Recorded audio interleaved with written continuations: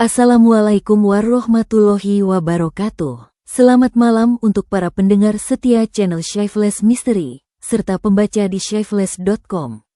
Di tengah hening malam yang menenangkan, ada kisah yang akan mengajak Anda melangkah ke dalam kegelapan yang menyeramkan namun penuh pelajaran.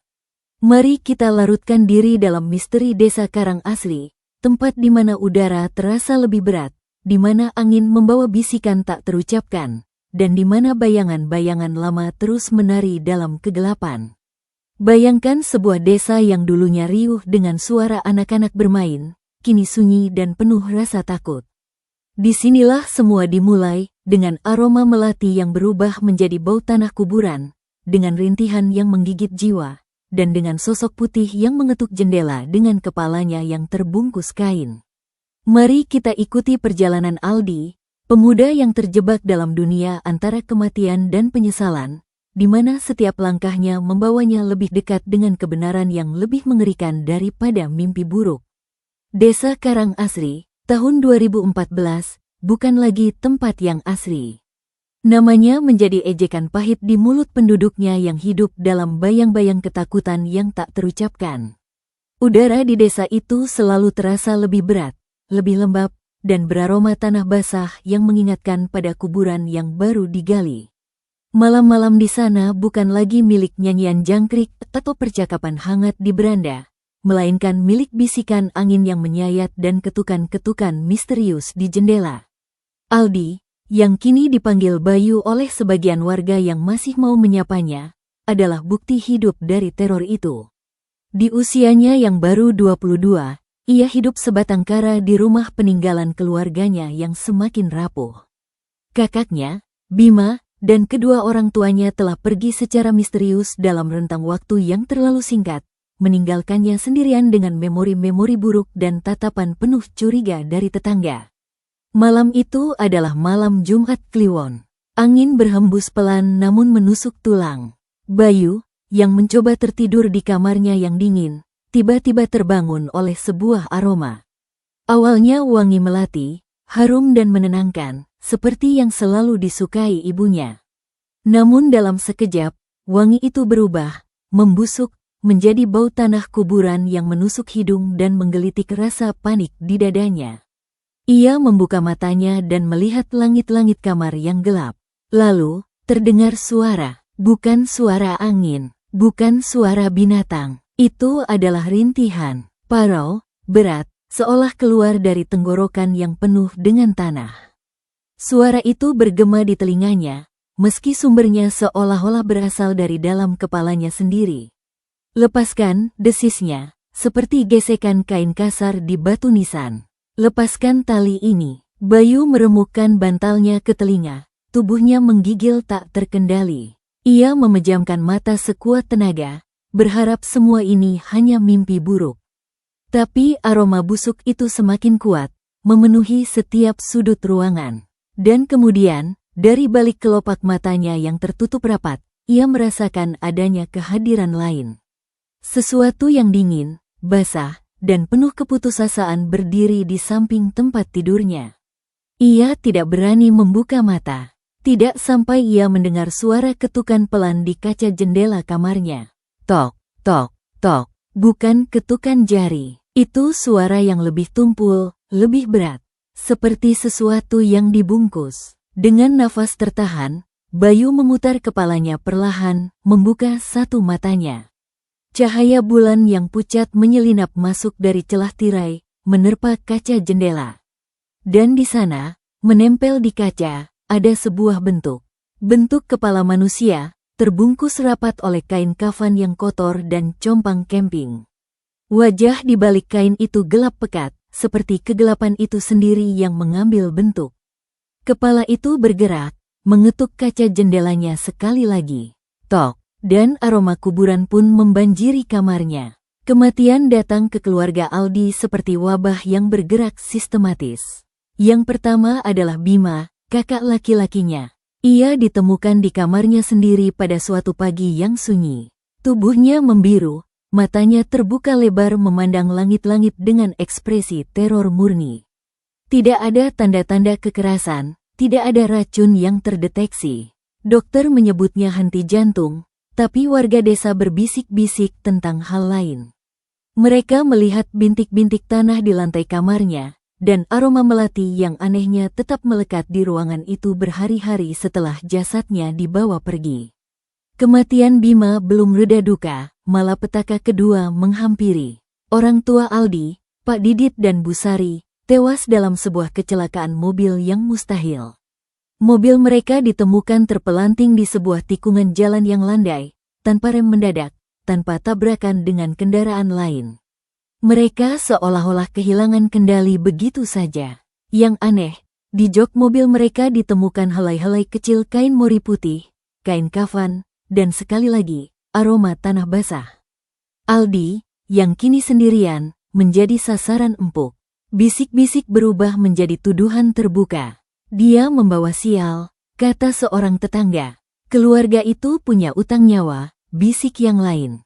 Tatapan yang dulu ramah berubah menjadi dingin dan penuh kecurigaan. Aldi dikucilkan. Toko-toko engkau melayaninya. Anak-anak dilarang mendekati rumahnya yang kini terlihat seperti kuburan besar. Malam setelah pemakaman orang tuanya, Aldi duduk sendirian di ruang tamu yang gelap. Kesedihan telah berubah menjadi mati rasa. Tiba-tiba, aroma melati yang familiar itu muncul lagi, mengisi ruangan. Aldi menarik nafas dalam, untuk sesaat merasa terhibur, seolah ibunya ada di dekatnya. Tapi kemudian aroma itu berubah, menjadi tajam, asam, dan akhirnya membusuk seperti daging bangkai. Dari sudut ruangan yang paling gelap, terdengar suara. Suara yang ia kenal terlalu baik. Adik, itu suara Bima. Tapi terdengar teredam, seolah berasal dari bawah tanah. Tolong, adikku. Aldi tercekat, air matanya mengalir deras. Bima, kakak, di sini, dia ada di sini. Suara itu terputus-putus, penuh penderitaan. Aldi berdiri, tubuhnya gemetar. Ia menatap ke arah sudut gelap itu. Dan ia melihatnya, sebuah bayangan, lebih gelap dari kegelapan sekitarnya, merayap keluar dari sudut ruangan. Bayangan itu tidak memiliki bentuk yang jelas, tapi memancarkan aura dingin yang membuat bulu kuduk Aldi berdiri. Bayangan itu bergerak cepat, melesat melintasi ruangan dan menghilang ke arah dinding, seolah-olah menembusnya, menuju ke arah pemukiman warga. Aldi terjatuh kembali ke kursinya, hatinya berdebar kencang. Itu bukan Bima. Itu sesuatu yang memakai suara Bima. Dan sesuatu itu kini berkeliaran di desanya. Teror tidak lagi berupa bisikan atau bayangan. Ia kini menampakkan diri dengan gamblang, dan sasarannya adalah rumah Aldi. Pertama kali Aldi melihatnya secara utuh adalah pada suatu malam ketika ia memberanikan diri untuk memeriksa suara gesekan di teras rumah. Dari balik pintu kaca, di bawah cahaya bulan purnaya yang pucat, sosok itu berdiri. Tingginya sekitar 2 meter, tubuhnya terbungkus rapat oleh kain kafan yang sudah kotor dan berlumuran tanah. Kain itu membungkus seluruh tubuhnya, termasuk kepalanya, membentuk sebuah gumpalan tanpa wajah yang hanya menampilkan kegelapan pekat di baliknya. Di beberapa bagian, kainnya robek, menunjukkan sesuatu yang hitam dan lembab di bawahnya. Sosok itu diam berdiri, menghadap ke arah rumah. Lalu, dengan gerakan yang kaku dan tidak wajar, ia mengangkat tangannya. Di ujung tangan yang terbungkus kafan itu, bukan sebuah tangan, melainkan bentuk kepala yang juga terbungkus kain, kepala pocong yang sama yang pernah mengetuk jendelanya. Dengan kepala itulah, ia mengetuk pintu kaca.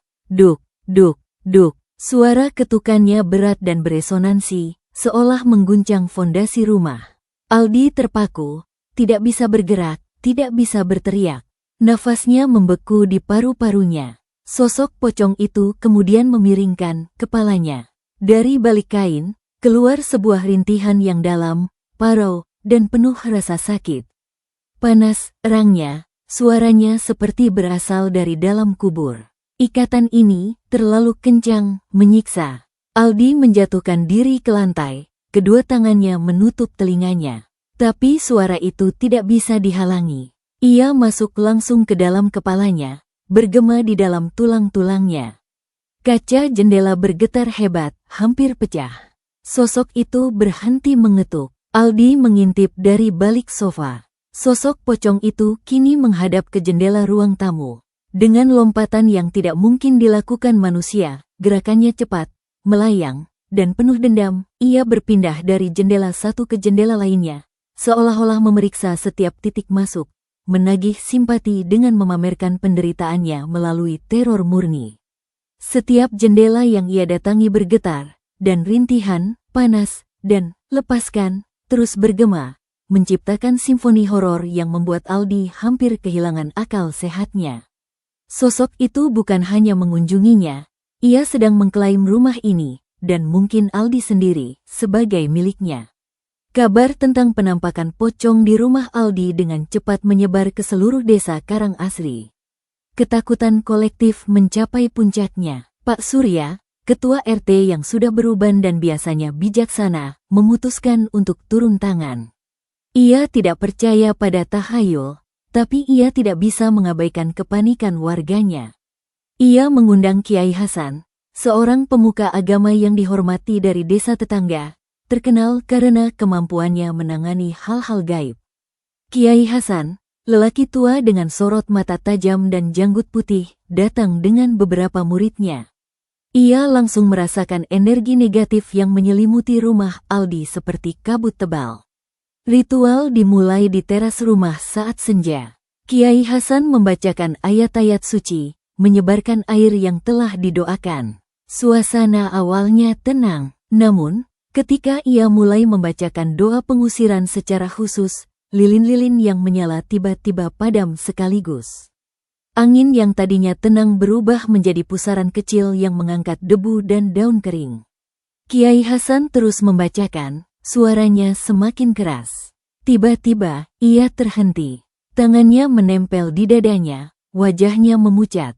Ia batuk sekali, 2 kali, lalu mulutnya menganga dan semburan darah segar muncrat ke tanah di depannya.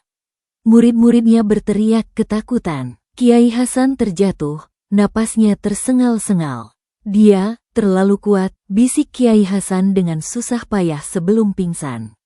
Ini bukan sekadar roh gentayangan, ini ikatan. Kegagalan itu justru memicu keputusasaan yang lebih dalam. Pak RT, yang kini ketakutan, mengumpulkan dana dari warga untuk mengadakan acara zikir dan doa bersama yang lebih besar. 21 ustaz dari berbagai pesantren diundang. Mereka membentuk lingkaran besar di lapangan dekat rumah Aldi, dikelilingi oleh ratusan warga yang berharap dan berdoa. Malam itu, langit tanpa bintang. Suara zikir bergemuruh, mencoba menembus langit. Untuk sesaat, ada perasaan tenang yang menyelimuti. Lalu, di tengah-tengah lingkaran para ustaz, tanah tiba-tiba menggelembung. Dari dalam tanah, seperti muncul dari perut bumi, sosok pocong itu menyembul. Kain kafannya kini lebih kotor, dan energi gelap yang dipancarkannya terasa fisik, seperti panas yang menyengat dan tekanan yang mendesak dada. Para ustaz berusaha tetap pada posisinya, melanjutkan zikir, tetapi satu persatu mereka mulai terhuyung-huyung.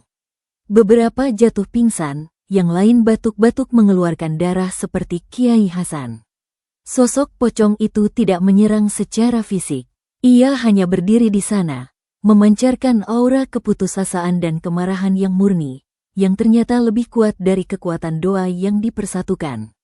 Sebelum akhirnya ia perlahan-lahan tenggelam kembali ke dalam tanah, meninggalkan lubang hitam dan bau busuk yang menyengat.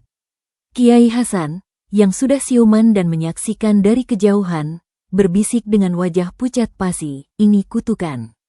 Kutukan dari sebuah janji yang dikhianati dengan darah. Ini bukan untuk diusir, tapi untuk diselesaikan. Kegagalan ritual besar itu menjadi titik balik bagi warga. Ketakutan mereka berubah menjadi amarah yang buta, dan sasaran empuknya adalah Aldi. Bagi mereka, Aldi adalah sumber malapetaka, anak yang membawa kutukan bagi desanya. Rumahnya dikepung oleh massa yang marah, membawa obor dan pentungan. Teriakan, usir setan, dan bakar rumahnya, menggema di malam hari. Aldi, yang ketakutan, mengunci semua pintu dan bersembunyi di kamar orang tuanya, ruangan yang jarang ia masuki sejak mereka meninggal. Di tengah teriakan massa di luar, ia merasakan keputusasaan yang mendalam. Ia tidak mengerti mengapa semua ini terjadi. Apa salahnya? Apa salah keluarganya? Dalam kepanikannya, matanya tertuju pada lemari pakaian tua milik ayahnya yang besar dan berat. Selama ini ia menghindarinya karena terlalu banyak kenangan. Tapi sesuatu mendorongnya, sebuah firasat, atau mungkin insting untuk bertahan hidup. Dengan susah payah, ia menggeser lemari itu. Dan di baliknya, tersembunyi di papan lantai yang longgar, ia menemukan sebuah kotak kayu kecil yang dilapisi debu tebal. Kotak itu terkunci, tetapi gemboknya sudah karatan. Dengan sedikit paksaan, kotak itu terbuka. Di dalamnya, tidak ada harta. Hanya sebuah buku catatan kulit yang sudah lapuk. Dengan tangan gemetar, Aldi membukanya. Tulisan di dalamnya adalah tulisan ayahnya, Pak Didit, tetapi terlihat tergesa-gesa, bahkan panik. Halaman-halaman awal berisi catatan tentang kesulitan keuangan keluarga, tentang hutang yang menumpuk, tentang bisnis yang gagal. Lalu, tulisannya berubah, mulai membicarakan tentang jalan keluar yang ditawarkan oleh seorang tukang misterius dari hutan. Tentang sebuah ritual kuno bernama pesugihan tali pocong. Aldi membalik halaman, jantungnya berdebar kencang. Matanya membesar saat membaca pengakuan ayahnya. Dia bilang, kekayaan sejati butuh pengorbanan sejati. Bukan kambing atau ayam, tapi darah dari darahmu sendiri, daging dari dagingmu sendiri. Harus yang masih suci, yang ikhlas.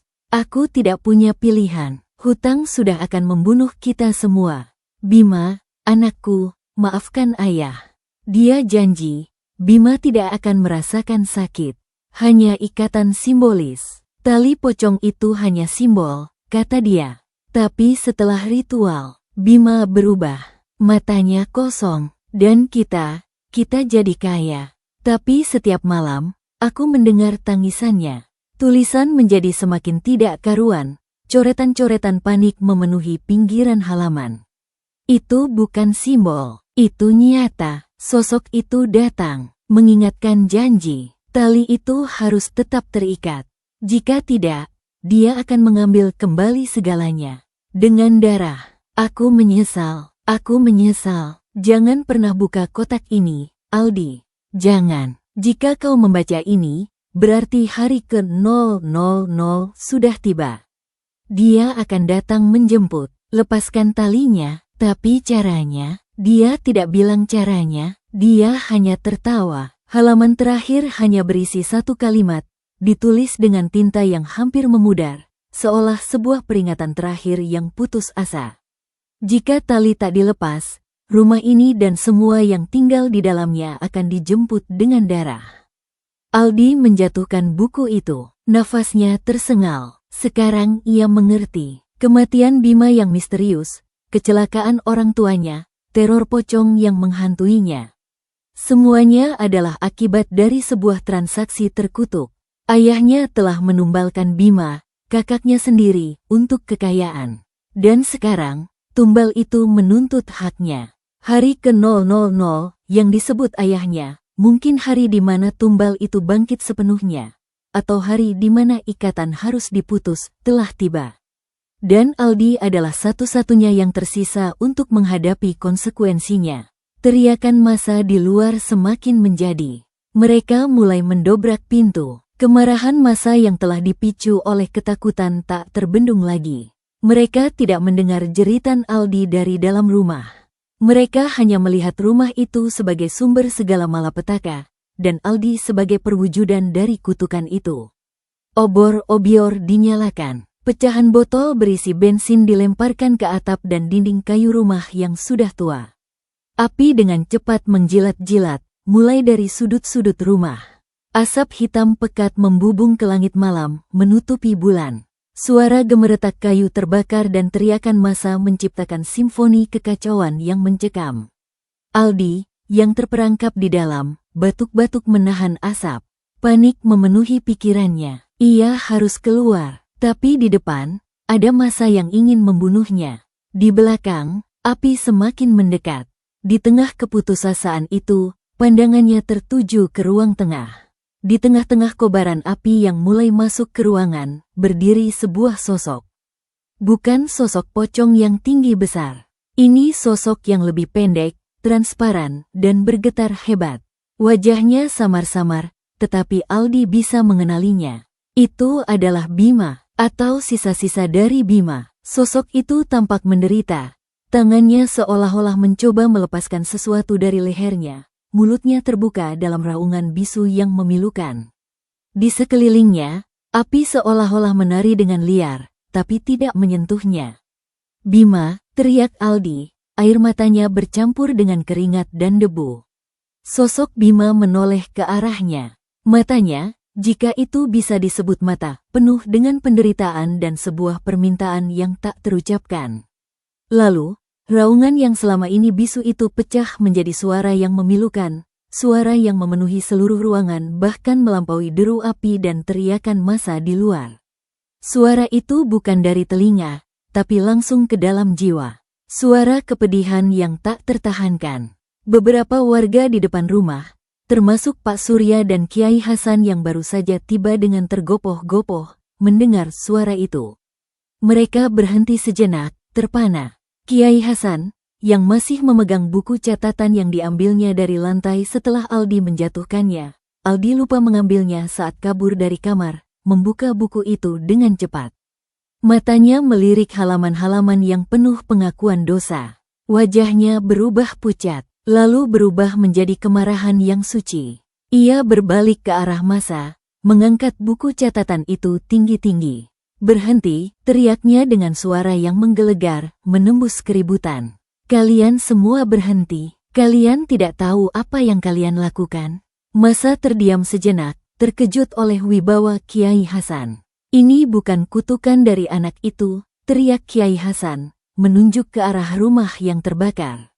Ini kutukan dari keserakahan kita, dari dosa kita. Ia membacakan dengan lantang beberapa bagian dari buku catatan, tentang pesugihan, tentang tumbal, tentang pengorbanan Bima.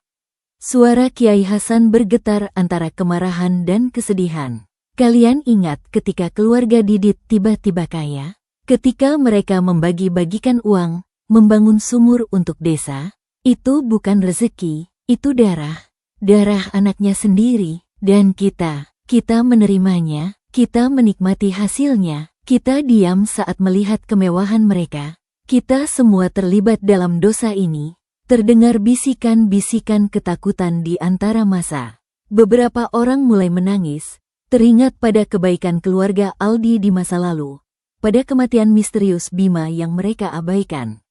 Kita semua kaya karena mengorbankan nyawa manusia yang tak bersalah, teriak seorang warga yang tiba-tiba tersadar, suaranya penuh penyesalan. Tapi penyesalan datang terlambat. Api telah melahap separuh rumah. Dan di dalam, Aldi terjebak antara pilihan yang mustahil, terbakar hidup-hidup atau dihancurkan oleh massa yang bingung antara penyesalan dan kemarahan.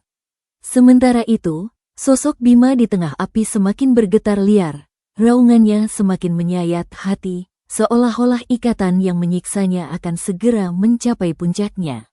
Desakan untuk bertindak membanjiri Aldi. Ia melihat sosok Bima yang menderita di tengah lautan api.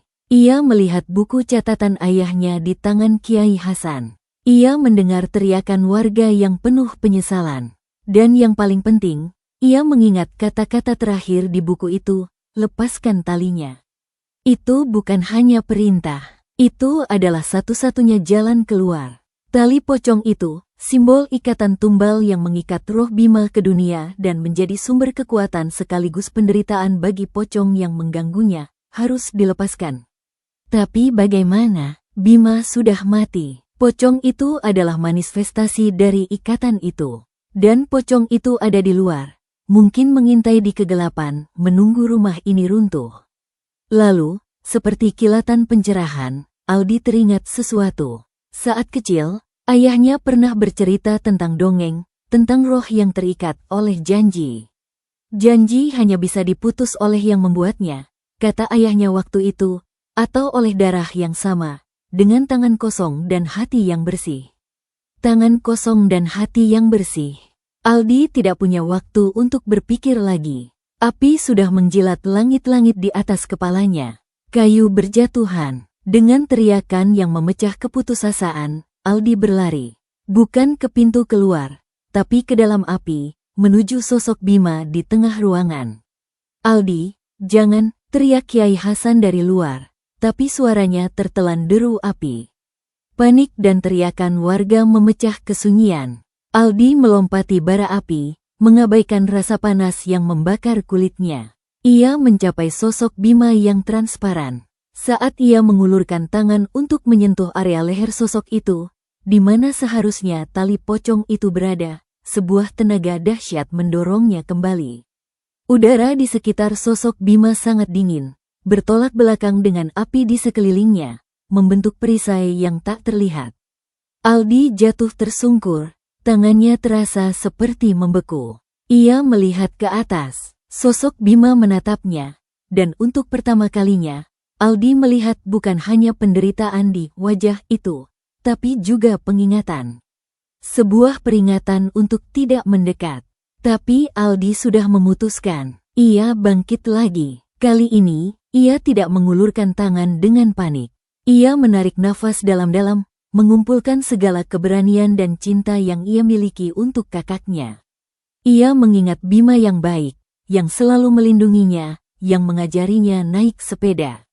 Ia mengingat bagaimana Bima tersenyum. Dengan air mata bercampur abu mengalir di pipinya, Aldi mengulurkan kedua tangannya, tanpa pelindung, dengan telapak tangan terbuka. Hatinya dipenuhi oleh satu emosi, penyesalan yang tulus, dan permintaan maaf untuk segala dosa keluarganya. "Bima, kakak," suara Aldi parau oleh asap. "Aku minta maaf, maafkan ayah, maafkan kami semua. Kami serakah, kami takabur, kami mengorbankanmu untuk sesuap nasi dunia." Ia melangkah maju, menembus dingin yang menggigit. Kali ini, tenaga penolak itu masih ada, tapi seolah-olah melemah. "Aku tidak bisa membawamu kembali, tapi aku tidak akan membiarkanmu menderita lagi. Kau tidak pantas terikat seperti ini. Kau pantas tenang, pantas pergi." Aldi menutup matanya, merasakan panas api di punggungnya dan dingin yang menusuk di depannya. Ia berkonsentrasi pada cintanya untuk kakaknya, pada permintaan maafnya yang paling tulus. Dengan tangan kosong dan hati yang hancur ini, teriaknya, "Aku melepaskanmu, Bima. Aku memutuskan ikatan terkutuk ini. Kau bebas, pergilah, carilah kedamaian yang kau pantas dapatkan." Saat ia mengucapkan kata-kata terakhir, tangannya yang terulur menyentuh area leher sosok Bima. Dan ia merasakannya, di tangannya, muncul sensasi sebuah tali. Kasar, dingin, dan terasa hidup seperti ular. Tali yang tak terlihat oleh mata. Aldi meraihnya, dan dengan seluruh kekuatan yang tersisa di jiwanya, ia menariknya. Tali itu tidak putus, tapi ia berubah. Dari benda keras dan dingin, ia menjadi lunak, lalu lembut, lalu akhirnya menghilang seperti kapas yang diterbangkan angin. Sosok Bima berhenti bergetar. Dunia seolah-olah berhenti berputar. Raungan Bima yang menyayat hati tiba-tiba terputus. Getaran liar di sekelilingnya mereda. Sosok transparannya yang penuh penderitaan mulai berubah. Ekspresi kesakitan perlahan-lahan menghilang, digantikan oleh ketenangan. Cahaya redup yang memancar dari dalam dirinya, yang sebelumnya seperti nyala lilin yang tertiup angin, mulai stabil, lalu semakin terang. Aldi, yang masih berlutut di depan sosok itu dengan tangan terulur, menyaksikan transformasi itu dengan mata berkaca-kaca. Api yang berkobar di sekelilingnya seolah-olah kehilangan amarahnya. Nyala api yang ganas mulai meredup, mengecil, seolah-olah ditarik oleh sebuah kekuatan yang lebih besar. Sosok Bima mengangkat tangannya yang transparan, seolah-olah melihatnya untuk pertama kalinya tanpa beban. Lalu, ia menoleh ke arah Aldi. Di dalam cahaya yang semakin terang itu, Aldi bisa melihat senyuman. Bukan senyuman lebar, tapi senyuman kecil, penuh kedamaian dan pengampunan. Terima kasih, adik, sebuah suara terdengar di dalam kepala Aldi. Suara itu lembut, hangat, dan sangat mirip dengan suara Bima di kenangan masa kecilnya. Bukan suara parau dari pocong, bukan suara erangan dari roh yang menderita. Ini adalah suara kakaknya. Kemudian, ledakan. Bukan ledakan api atau kekerasan, tapi ledakan cahaya. Cahaya putih murni, terang benderang namun tidak menyilaukan, memancar dari sosok Bima, meluas dengan cepat menelan seluruh ruangan, seluruh rumah. Cahaya itu menyentuh api, dan api pun padam seketika, seolah-olah tidak pernah ada. Menyentuh kayu yang hangus, dan kayu itu berhenti berasap. Menyentuh Aldi, dan rasa sakit di kulitnya mereda, digantikan oleh kehangatan yang menenangkan. Cahaya itu terus meluas keluar rumah, menerpa wajah warga yang terpana di luar. Mereka merasakan kehangatan yang sama, kedamaian yang mencuci semua ketakutan dan kemarahan mereka. Beberapa orang jatuh berlutut, menangis dalam hening. Di dalam rumah, sosok Bima yang sekarang adalah wujud cahaya mulai memudar. Bentuk manusiawinya perlahan-lahan terurai menjadi butiran-butiran kecil cahaya, seperti kunang-kunang yang naik ke atas. Butiran cahaya itu berputar-putar di sekitar Aldi sekali, seolah-olah memberikan pelukan perpisahan, sebelum akhirnya melayang naik, menembus atap rumah yang rusak, menuju langit malam yang gelap. Saat butiran cahaya terakhir menghilang, sebuah aroma menyebar di udara. Bukan aroma tanah kuburan atau bau busuk, tapi aroma melati, harum, murni, dan menenangkan. Aroma yang sama yang sering dikaitkan dengan Bima saat masih hidup.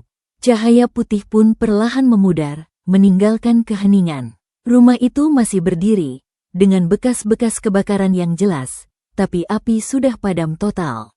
Aldi tergeletak di lantai ruang tengah, kelelahan namun dengan perasaan lega yang tak terkatakan. Di tangannya, ia menggenggam sesuatu, sehelai kain, tapi bukan kain kafan yang kotor dan compang camping. Ini adalah sehelai kain mori putih yang bersih, mulus, dan terasa halus seperti sutra. Satu-satunya bukti fisik yang tersisa dari kejadian itu. Di luar, ratusan warga berdiri dalam diam total. Tidak ada yang berkata-kata. Tidak ada yang berani bergerak. Mereka semua menyaksikan cahaya itu, mencium aroma melati itu, merasakan kedamaian yang tiba-tiba menyelimuti desa. Kiai Hasan, dengan air mata mengalir di pipinya yang keriput, mengangguk pelan. Suaranya berbisik, terdengar oleh semua orang dalam keheningan itu, "Alhamdulillah." Ikatan terputus. Jiwa itu akhirnya bebas. Keesokan harinya, matahari terbit di desa Karang Asri dengan cara yang berbeda. Udara terasa lebih ringan, lebih jernih. Aroma tanah basah dan ketakutan yang selama ini menyelimuti desa seolah-olah telah tercuci oleh hujan di malam hari, hujan yang turun tepat setelah cahaya putih itu menghilang. Seolah-olah langit sendiri menangis sekaligus membersihkan. Di pemakaman desa, sebuah upacara sederhana namun hikmat digelar. Ini bukan pemakaman untuk jasad baru, karena jasad Bima sudah lama terbaring di sana. Ini adalah pemakaman ulang, sebuah ritual pelepasan dan permintaan maaf. Sebuah nisan baru, sederhana dan bersih, telah didirikan di samping nisan lama Bima. Aldi, dengan pakaian putih bersih, berdiri di depan liang lahat yang telah digali ulang. Di tangannya, ia membawa kain mori putih bersih yang ia genggam sejak malam sebelumnya, satu-satunya peninggalan dari ikatan itu. Dengan hati yang tenang namun penuh penyesalan yang mendalam, ia melangkah maju. Di hadapan seluruh warga desa yang hadir, termasuk mereka yang kemarin membawa obor dan ingin membakar rumahnya, Aldi berlutut di tepi liang lahat. Ia menatap kain di tangannya, lalu menciumnya perlahan. Ia merasakan kehangatan terakhir dari kakaknya. "Kakak Bima," ucapnya dengan suara lantang namun bergetar. "Aku tidak bisa mengembalikan waktumu, tidak bisa menghapus kesalahan ayah. Tapi dengan kain ini, simbol dari ikatan yang menyiksamu, aku mengembalikan kebebasanmu yang sepenuhnya. Pergilah dengan tenang, kami akan menjaga kenangan baikmu." Dengan penuh hormat, ia meletakkan kain putih itu ke dalam liang lahat, di atas peti jenazah Bima yang sebenarnya sudah kosong, karena hanya berisi tulang belulang. Seolah-olah meletakkan sebuah beban yang telah dipikul oleh keluarganya selama bertahun-tahun. Setelah liang lahat ditutup kembali dengan tanah, seorang persatu warga desa maju. Mereka meletakkan bunga di atas nisan baru Bima. Banyak yang menangis, tidak hanya karena takut, tapi karena malu dan penyesalan. Mereka meminta maaf, baik kepada arwah Bima maupun kepada Aldi. Pak Surya, sang ketua RT, adalah yang terakhir. Ia mendekati Aldi, yang masih berdiri di depan nisan kakaknya. Tanpa banyak kata, Pak Surya merengkuh Aldi dalam pelukan erat. Pelukan seorang tua kepada seorang anak yang telah kehilangan segalanya. Maafkan kami, nak, bisik Pak Surya, suaranya serak. Kami buta oleh ketakutan dan keserakahan kita sendiri. Dari hari ini, kita satu keluarga. Desa Karang Asri adalah rumahmu, dan kami adalah saudaramu. Aldi, yang selama ini menahan air mata, akhirnya menangis. Bukan tangisan sedih, tapi tangisan kelegaan, penerimaan, dan awal yang baru. Minggu-minggu berikutnya, perubahan nyata terjadi di desa Karang Asri. Rumah Aldi yang hangus tidak dibiarkan menjadi puing yang mengingatkan pada horor. Sebaliknya, dengan semangat gotong royong yang belum pernah terlihat sejak bertahun-tahun, warga desa bersama-sama membongkar sisa-sisa rumah tua itu dan membangun rumah baru di atasnya. Rumah yang sederhana, tapi kuat dan penuh cahaya. Setiap keluarga menyumbangkan sesuatu, kayu, tenaga, makanan, doa. Aldi, yang awalnya ragu, akhirnya menerima tawaran itu. Ia tidak bisa meninggalkan desa ini. Di sini ada makam keluarganya. Di sini ada pengakuan dosa dan penebusan. Dan di sini, sekarang, ada penerimaan. Malam Jumat Kliwon kembali datang. Dahulu, malam ini adalah malam paling menakutkan di Karang Asri. Tapi sekarang, suasana berbeda. Anak-anak bermain di jalan, suara tawa terdengar dari beberapa rumah. Aldi duduk di beranda rumah barunya, menikmati secangkir teh hangat. Ia melihat ke langit yang cerah berbintang. Lalu, ia berdiri dan menghidupkan lampu teras rumahnya. Bukan lampu biasa, tapi lampu teras paling terang yang bisa ia dapatkan. Cahayanya menerangi jalan di depannya, menjadi beacon kecil di tengah kegelapan malam. Itu adalah janjinya pada dirinya sendiri, dan pada arwah Bima, tidak akan ada lagi kegelapan yang tak tertembus di tempat ini. Desa Karang Asri, perlahan-lahan, mulai kembali menjadi asri. Bukan karena namanya, tapi karena pelajaran berharga yang mereka dapat dengan harga yang mahal, bahwa kegelapan, baik yang nyata maupun yang ada di dalam hati, hanya bisa dikalahkan ketika ada jiwa yang cukup berani untuk menghadapinya, meminta maaf, dan melepaskan ikatan dosa yang membelenggu. Dan Aldi, anak yang pernah menjadi sasaran ketakutan dan kemarahan, kini menjadi pengingat hidup akan arti penebusan sejati, bahwa bahkan dari tanah yang paling terkutuk sekalipun, kedamaian bisa tumbuh kembali, asalkan ada keberanian untuk memutus tali yang mengikat. Setelah semua terungkap, setelah api kebencian padam, dan setelah cahaya kedamaian menerangi desa Karang Asri, Aldi dan warga desa akhirnya menemukan kedamaian yang selama ini hilang. Rumah baru dibangun dengan tangan gotong royong, nisan Bima diberi penghormatan, dan aroma melati kembali harum di udara malam. Terima kasih telah menyaksikan hingga akhir cerita di channel Shyfeless Mystery dan membaca di shyfeless.com. Jika Anda terbawa oleh misteri ini, dukung kami dengan menekan tombol like, tulis komentar Anda, dan bagikan cerita ini kepada teman-teman yang juga menyukai kisah mistis. Sampai jumpa di cerita berikutnya. Wassalamualaikum warahmatullahi wabarakatuh.